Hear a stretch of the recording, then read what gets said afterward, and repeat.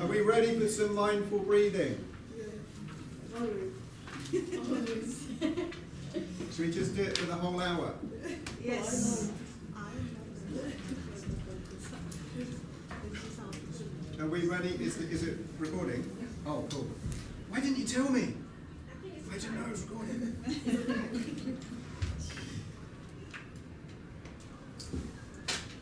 Right, so over to you, hands. Yes. Okay.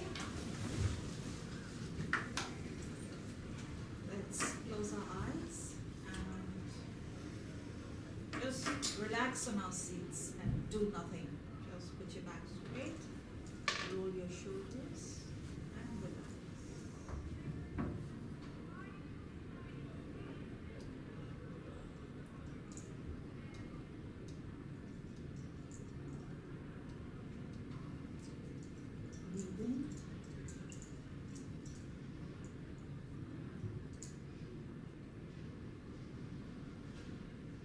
Breathing. Breathe out.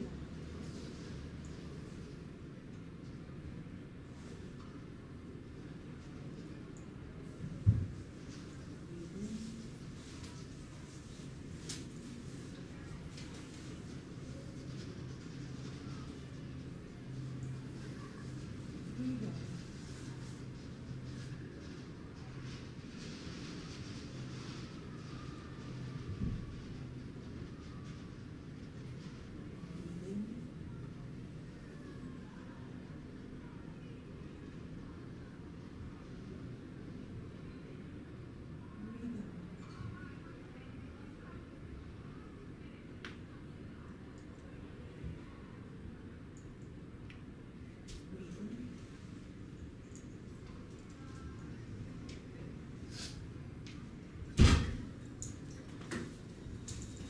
Breathe in. Breathe out. Breathe in. Breathe out. Breathe in. Breathe out. Breathe in. Breathe out. Breathe in. Breathe out.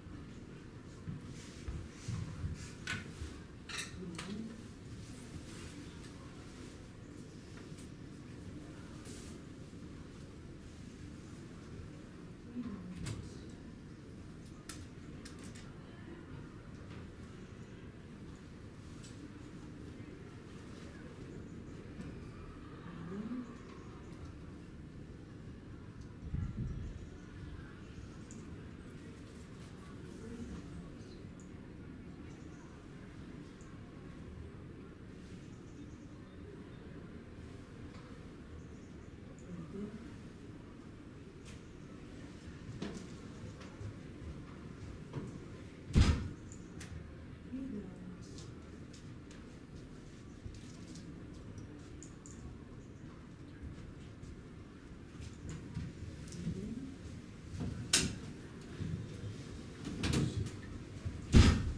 Now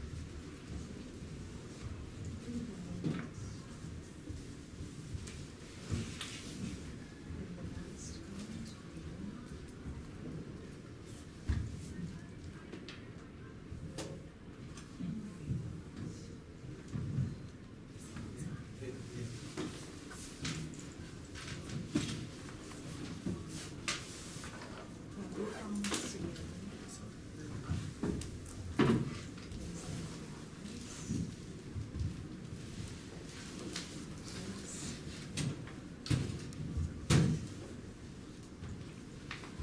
Namaste. Please.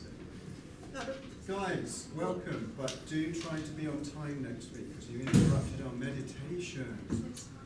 Yeah, terrible. The world is no longer perfect.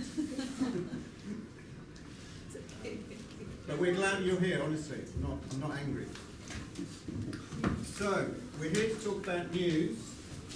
How many of you have been watching the news lately? Okay. Only you two. What? Anybody else? Nobody watches the news? You have to watch the news. You don't have a choice. You're studying media. Okay? Where do you guys watch the news? Which newspaper? The UK Times. Okay. So that's interesting that you seem to refer more to an English language than a Chinese language newspaper. Anybody else? Does anybody use the internet for Yeah. their news? I use YouTube to watch the BBC News. YouTube BBC. Yeah, Oh, okay. Why do you use BBC? To give the headlines more easy to understand. Really? Just because the headlines are better. No, it's like easy to understand. Like just go to YouTube. Okay. Well, I'm just going to make a list off the top of my head of news sites that I want you to look at over the next week, before the seminar next week. One of them is called Democracy Now!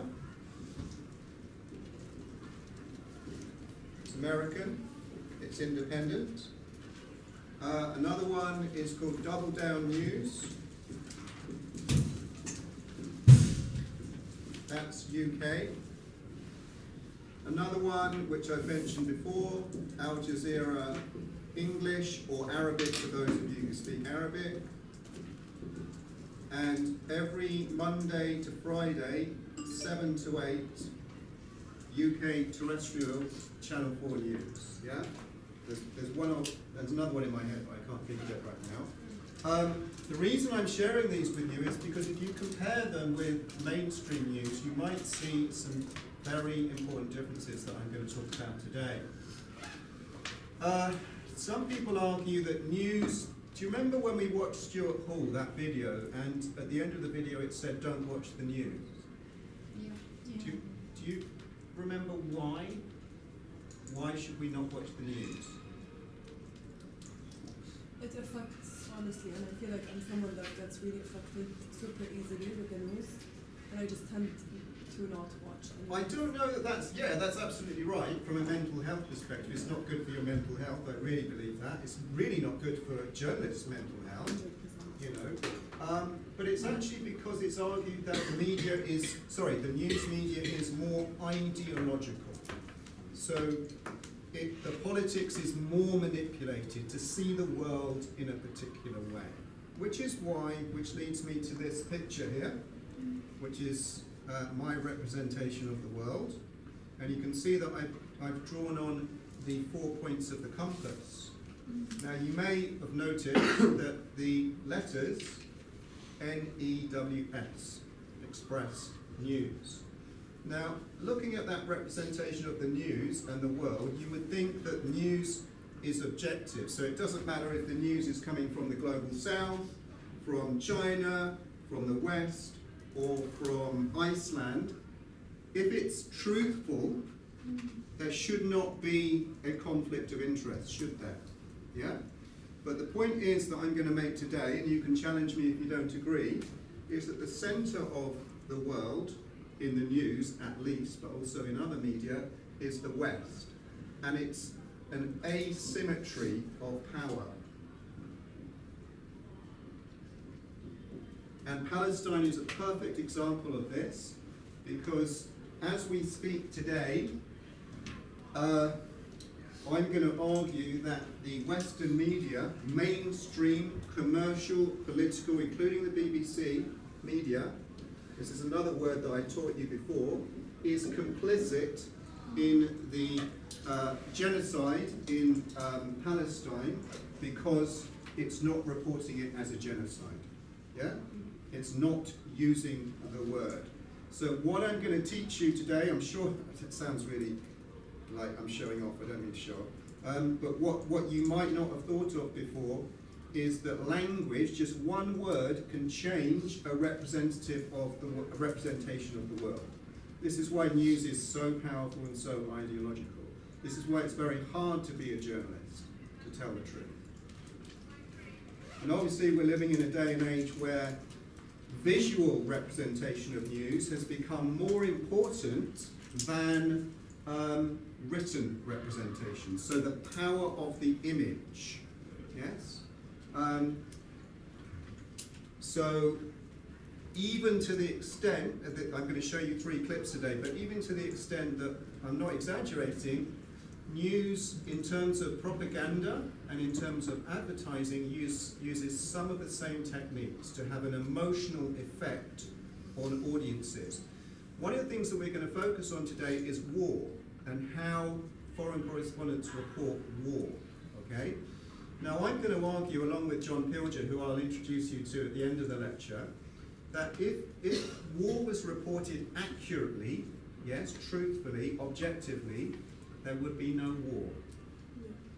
It's as simple as that. And why is it, we must ask ourselves, that war is reported in a way that makes it look acceptable, or even, dare I say it, like a Hollywood movie? Yeah?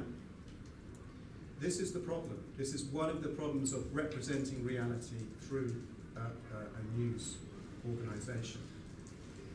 I'm going to introduce you, before I show you a video, I want to just connect back with some of the things that we've discussed so far on this course.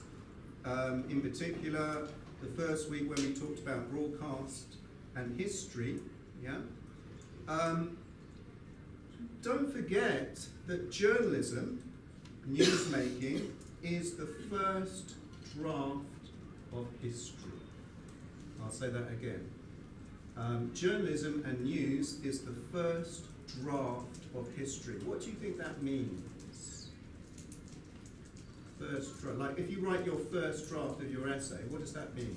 So typical investment of the essay.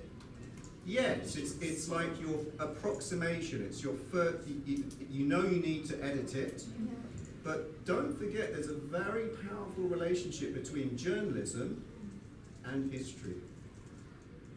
Now we're literally living in an era now where technology can absolutely fake history. If it didn't happen in the media, it didn't happen.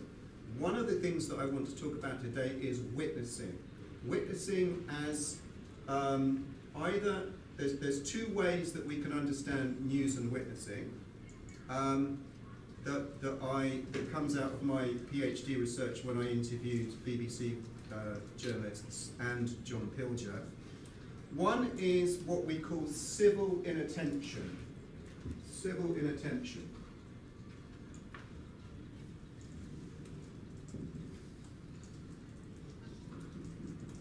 Now this is the idea, which is a pluralist idea, that you can report a news event, such as the events going on in Gaza and the West Bank, in such a way that is not political, neutral, it's objective. And the way you do that is you don't put emotion into the story. Yes, because as soon as you put emotion into the story, you're creating a bias. In contrast to that, independent journalists such as John Pilger, they actually say the opposite. They say your job as a journalist is to represent the news from the perspective of the people in the news, not outside. And you do that through your body. You're a witness. So if the people have a particular feeling, like maybe it's the celebration of the first democratic election in South Africa, you can report that elation, that happiness, that joy. But clearly if you're reporting a war, it's more about tragedy. But it's worse than that, because if you look at Palestine, it's not reported like a tragedy. It's reported like a necessary act, an illegal act. So the actual way it's reported, the way a journalist witnesses an event, literally changes how that event, people interpret that event. It's like McGilchrist's right brain, left brain. If you attend to the world in a particular way, that's the message that comes across, which is why, very interestingly, because these objective journalists that work at the BBC, they're really clever and highly educated people, you know. And if you say to them, yes, but when you're being objective, you're still being biased, they don't understand that. They think they're telling the truth. But it's an unconscious bias. It's a Western unconscious bias. It's an elitist bias. I remember, Asma, you were asking me about elitism. Right. Elitism can be unconscious. Western people, in general, white people, are educated to believe unconsciously that they're superior, elitists. And that leads to many of the problems that we have in the world today. So I'm going to show you this clip. Now this is a guy who works at London School of Economics. He's a former journalist. And he made this very short, interesting video about international news. And he asked the question, is news fair and balanced? Is news fair and balanced? He also addresses the very important question that I address in my PhD. Maybe he stole it from me, but I don't care. Is it important for a journalist to be inside or outside the story? Yes? What are the advantages of being outside the story? Okay, and we can follow a historical cultural change when, let's say, in the middle part of the last century, the BBC used to be very unemotional, very dry, very, and then it changed. And now we look at it. And part of the reason it's changed is I would say, because of advertising values, but not maybe humanitarian values as well. Okay, let's watch this.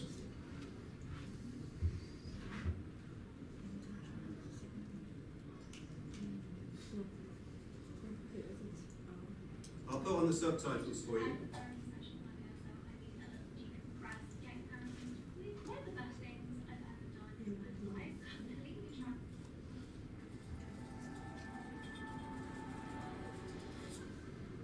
Sorry about that. Oh, that's not the right one. Where did Judith Butler come from? Oh my God. She just came out of nowhere. Here we are.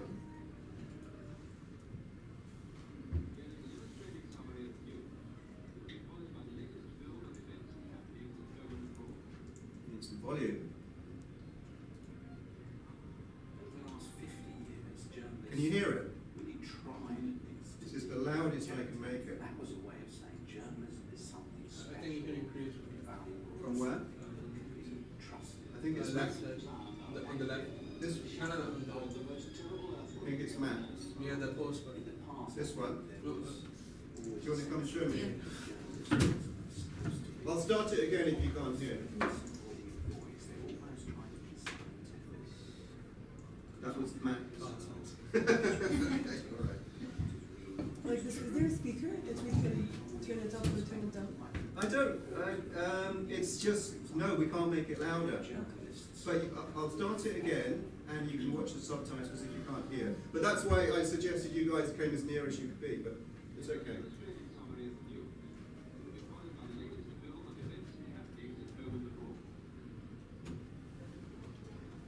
Over the last 50 years, journalists have really tried to be objective, and that was a way of saying journalism is something special, valuable, something that can be trusted. The stricken town of Agadir, shattered by the most terrible earthquake ever known. In the past, I think there was always a sense that the journalist was supposed to be anonymous. They were a disembodied voice. They were almost trying to be scientific. They were saying, here is what's happening in the world. I'm just reflecting what is real and what is true. And it's what the audience expected. Michael Berg's report from Ethiopia, for example, where journalists will reflect in a kind of personal way. But even then, it was always trying to distance it. Dawn, and as the sun breaks through the piercing chill of night on the plain outside Forum, it lights up a biblical famine, now in the 20th century. This place, say workers here, is the closest thing to hell on earth. I think the idea of objectivity is particularly complicated around imagery, be that television or still photography. So when you show an image of a starving African child next to a vulture, you are speaking volumes. Has anyone seen this image before? Yeah. Oh, you have. So you know the backstory. So this one is used as a textbook in textbook journalism. Ah, very interesting. Yeah. So I forget the name of the actual journalist, but he won a major Pulitzer Prize for this picture, and you can see why he took it. It's like one image that says so much, right? A starving, dying child, and a vulture, rather creepy-looking vulture that looks hungry and knows that it's about to have a human meal. Now, what's interesting and rather tragic about this story is said journalist. Why do you think he chose this picture? Better question. Why did he win a prize for this picture? It represents the situation of the child and the reality at that moment. Yeah, it says more than words can ever say. It has huge emotional impact. Yeah. But the reason it has emotional impact is because he made a human decision not to help the child and save its life, but to take a picture knowing that he had a good chance of winning a serious journalistic prize. That is a journalistic decision, what I would call, as you said, objective, rules of the game. I'm more important than this dying African child, okay? Just like the West is reporting Palestinians.